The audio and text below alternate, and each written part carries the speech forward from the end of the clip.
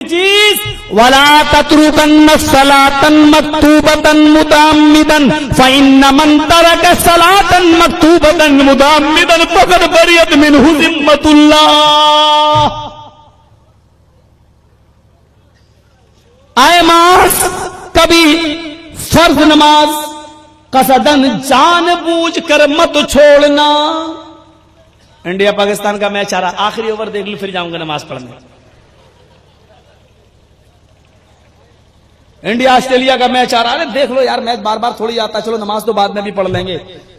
فرمایا ولا تتركن صلاة مكتوبة متعمدا, فرض نماز کبھی قصدن جان بوجھ کر مت چھوڑنا. اذان کی آواز آئی اور چلو نکلو اپنے گھر سے مسجد کی طرف جاؤ, نماز پڑھتے رہنا. فرض نماز, ہاں ایسا ہو سکتا ہے کہ کبھی آپ کو ایمرجنسی کام ہے, فرض نماز پڑھ لیجیے, سنت چھوڑ کے آپ چلے جائیے, ایسا کر سکتے. لیکن فرض نماز آپ کبھی, باپ بیمار ہے آپ کو لے کے جانا ہے لیکن جماعت کھڑی ہے, جلدی سے آئیے نماز پڑھ لیجیے اور سنت چھوڑ دیجیے اور باپ کو لے کے اسپتال پہنچ جائیے. فرض نماز قصدن جان بوجھ کر نہیں چھوڑنا ہے. آگے اللہ نے کیا فرمایا, فَإِنَّ مَن تَرَكَ صَلَاةً مَكْتُوبَةً مُتَعَمِّدًا, جو فرض نماز جان بوجھ کر چھوڑتا ہے فقط بریت منہ ذمۃ اللہ, تو اللہ کی ذمہ داری اس کے اوپر سے ہٹ جاتی ہے. اب اللہ کی کوئی ذمہ داری نہیں. مرو کٹو جو چاہو, چاہے آسام میں کاٹے جاؤ گے, برما میں کاٹے جاؤ گے, تم گوہاٹی میں کاٹے جاؤ گے. جب تم نے اللہ کے احکام کا رعایت نہیں کی ہے اور اللہ کے اصولوں پر تم نے قیام نہیں کیا ہے تو اللہ کو بھی اب تمہاری کوئی پرواہ نہیں ہے. کٹو, دنیا میں کوئی ملک ایسا نہیں ہے جہاں ہم مارے نہیں جا رہے ہوں, جہاں ہم کاٹے نہیں جا رہے ہوں. خود مسلمانوں کے ملک کے حال دیکھ لیجئے, پاکستان کا حال یہ ہے کہ وہاں شیعہ اور سنی آپس میں مرے جا رہے ہیں, مسجدوں میں بمباریاں ہو رہی ہیں, آپس میں مسلمان کا قتل کر رہا ہے. آپ دیکھ لیجئے عراق کا کیا حال ہے, افغانستان کا کیا حال ہے, آپ دیکھ ڈالیے جو اپنے ملک ہیں ان ملکوں کا, لیبیا کا کیا حال ہے, انڈونیشیا کا کیا حال ہے. آج مسلمانوں کو کہیں دو گھوٹ پانی نہیں مل رہا ہے. کیوں؟ یہ اللہ کے رسول نے فرمایا تھا جب تم اللہ کی پرواہ نہیں کرو گے تو اللہ کو کی کوئی ذمہ داری نہیں رہتی ہے, اللہ کی کوئی ذمہ داری نہیں ہے. مرو کٹو, گاجر اور مولی تو پھر بھی چھیل کے کاٹی جاتی ہے, تم گاجر اور مولی سے بھی زیادہ بدتر طریقے سے کاٹے جاؤ گے. تمہیں پوچھا بھی نہیں جائے گا, جو مجرم ہوتا ہے اس سے آخری خواہش پھر بھی پوچھی جاتی ہے, لیکن تم کو اس طریقے سے مارا جائے گا کہ تم سے آخری تمنا بھی نہیں پوچھی جائے گی. فَإِنَّ مَن تَرَكَ صَلَاةً مَكْتُوبَةً مُتَعَمِّدًا فَقَدْ بَرِئَتْ مِنْهُ ذِمَّةُ اللَّهِ. کٹو مرو. نماز کا حال یہ تھا, ایک بار عمر ابن عبدالعزیز کا بیٹا, عمر ابن عبدالعزیز جانتے ہیں, عمر ابن عبدالعزیز ایک خلیفہ, ایک منسٹر گزرے, منسٹر, اسلامی منسٹر, اور مالک ابن دینار کہتے تھے کہ لوگ مجھے کہتے ہیں کہ بڑا نمازی ہے, بڑا پرہیزگار ہے, بڑا متقی ہے, بڑا ڈرنے والا ہے, اللہ سے بڑا ڈرنے والا ہے. لوگوں میں اللہ سے کہاں ڈرتا ہوں. مالک ابن دینار بہت نمازیں پڑھتے تھے, دن میں روزہ رکھتے تھے, رات میں اٹھتے تھے اور اللہ کی عبادت کرتے تھے. تو لوگوں نے ان کو اس حال میں دیکھا تو کہا مالک ابن دینار تو بہت زیادہ عبادت کر, بہت زیادہ اللہ سے ڈرتا ہے. تو مالک ابن دینار نے جب سنا کہ اللہ سے بہت زیادہ ڈرتا تو کہنے لگے لوگوں اللہ سے میں کہاں ڈرتا ہوں, نماز پڑھ لینا اللہ سے ڈرنا نہیں ہوا, روزہ رکھ لینا اللہ سے ڈرنا نہیں ہوا, رات میں اٹھ جانا اور نماز پڑھنا یہ اللہ سے ڈرنا نہیں ہوا. اللہ سے ڈرنا دیکھنا ہے تو عمر ابن عبدالعزیز کو دیکھو, متقی اور پرہیزگار دیکھنا ہے تو عمر ابن عبدالعزیز کو دیکھو. منسٹر ہے, سونا اور چاندی کا ڈھیر ان کے پاس آیا لیکن انہوں نے جوتے کی نوک پہ ٹھکرا دیا. دنیا ان کے سامنے منہ کھول کے آئی لیکن انہوں نے دولت کو اپنے ہاتھ نہیں لگایا. ایک قمیض تھی ان کے پاس, ہمارے پاس تو دو تو تین جوڑے ہوتے ہیں, 10 جوڑے, ان کے پاس ایک قمیض تھی, گندی ہو جاتی تھی تو اسی کو دھلتے تھے اور اسی کو پہن کر پھر بیٹھتے آفس میں بیٹھا کرتے تھے. اپنی ایک قمیض میں, ایک کپڑے میں اپنی پوری زندگی گزار لی. فرمایا متقی اس کو کہتے ہیں کہ جس کے پاس دنیا آئی, سونا اور چاندی آیا اور اس نے اس کو ہاتھ نہیں لگایا اور دھتکار دیا جوتے کی نوک پر. یہاں تو سارا جھگڑا دولت کا ہے. اگر باپ بیٹے سے ناراض ہے تو دولت کی وجہ سے، بیٹا اپنے باپ سے ناراض ہے تو زمین و جائیداد کی وجہ سے، شوہر اگر اپنی بیوی سے ناراض ہے تو دولت و جائیداد کی وجہ سے۔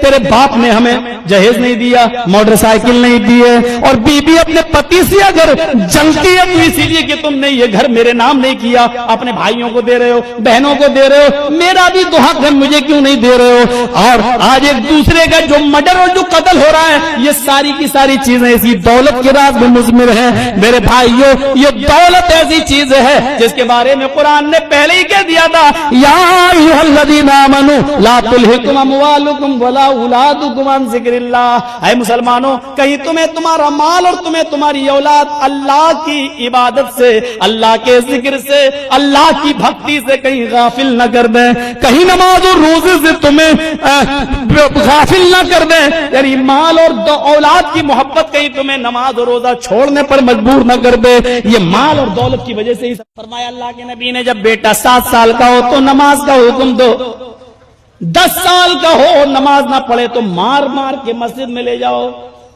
بیٹا 10 سال کا نماز نہ پڑھے تو باپ مارے، باپ 40 سال کا نماز نہ پڑھے تو کون مارے؟ دادا، وہ تو مر گیا، قبر میں سو رہا ہے، اس کو کون مارے؟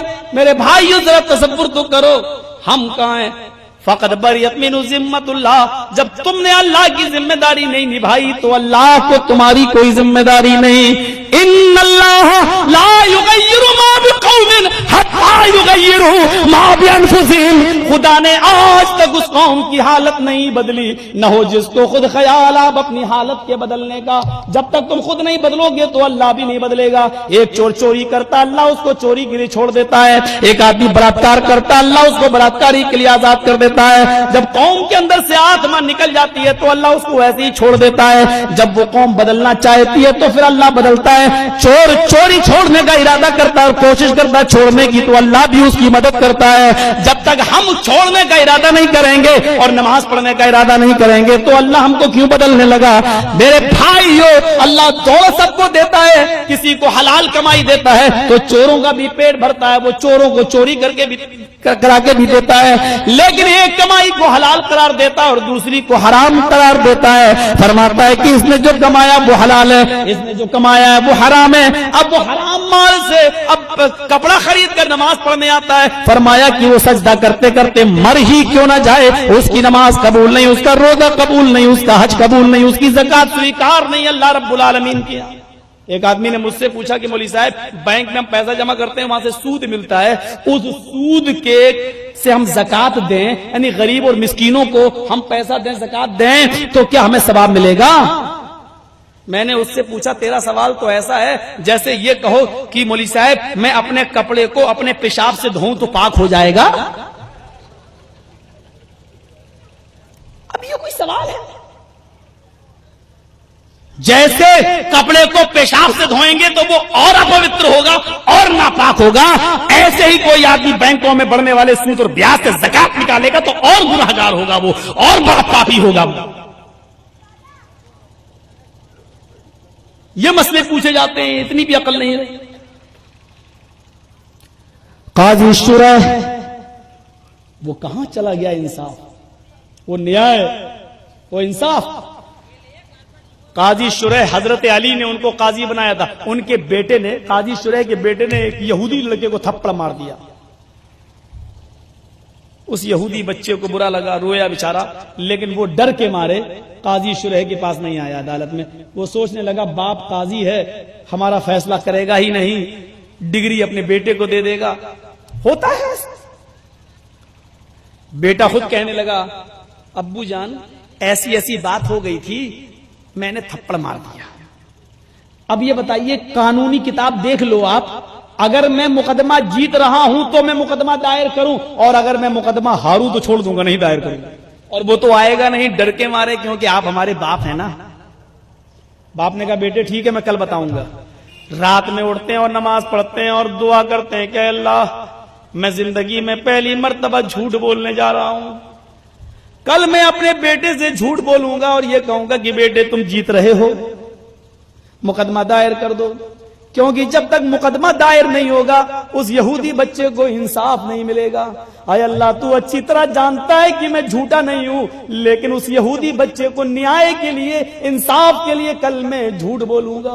صبح ہوئی، نماز پڑھ کے آئے، باپ نے کہا بیٹے تم تو مقدمہ جیت رہے ہو، تم مقدمہ دائر کر دو، ہم تمہارے حق میں فیصلہ کر دیں گے اور یہودی ذلیل اور رسوا ہو جائے گا، انسلٹ ہوگی اس کی. بیٹے نے مقدمہ دائر کر دیا اور باپ نے آن اسپاٹ فیصلہ سنا دیا. قاضی نے فیصلہ سنا دیا، میرے بیٹے کو 10 کوڑے مارے جائیں اور یہودی بچے کو باعزت سمان کے ساتھ باعزت اس کو بری کر دیا جائے. جلاد نے بیٹے کو پکڑا اور 10 کوڑے مارے اور باپ روتا ہوا جب اپنے گھر پہ آیا تو ماں نے بیٹے کو اپنے سینے سے چپکا لیا. باپ نے کہا بیٹے ادھر آؤ. بیٹا کہتا ہے چپ رہو، آج کے بعد مجھے اپنا بیٹا مت کہنا، میں اپنی ماں کے پاس آیا ہوں، تمہارے پاس نہیں آیا ہوں.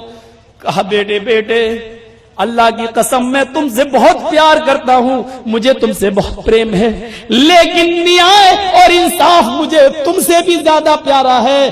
کل قیامت کے دن، کل پرلے کے دن اور مہا پرلے کے دن، ڈے آف ججمنٹ، فیصلے کے دن، کل جب میری ناانصافی کی وجہ سے مجھے جہنم میں ڈالا جاتا اور تجھے بھی جہنم میں ڈالا جاتا، اس سے بہتر یہ ہے کہ دنیا میں چند انسلٹیں برداشت کر لو تاکہ ایشور ہمیں اس دن انسلٹ ہماری نہ ہو. میرے پیارے بیٹے میں نے تمہیں سزا اس لیے دی ہے تاکہ یہودی بچے کو انصاف مل جائے.